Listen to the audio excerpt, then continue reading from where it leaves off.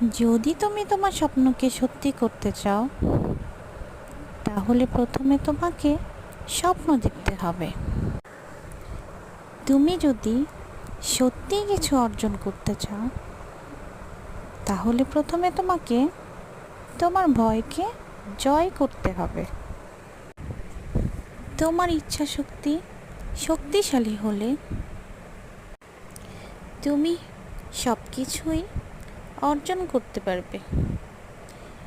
এর জন্য কঠোর পরিশ্রম আর অধ্যবসায় প্রয়োজন। খারাপ ব্যক্তি হলো কয়লার মতো।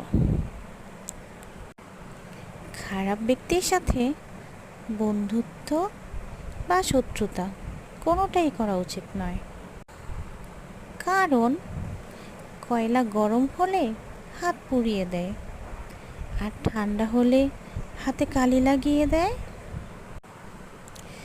যদি তোমার মনে হয় তুমি সব হারিয়ে ফেলেছ, তাহলে মনে রেখো, গাছেরাও তাদের পাতা হারায় প্রতি বছর, তবুও কিন্তু দাঁড়িয়ে থাকে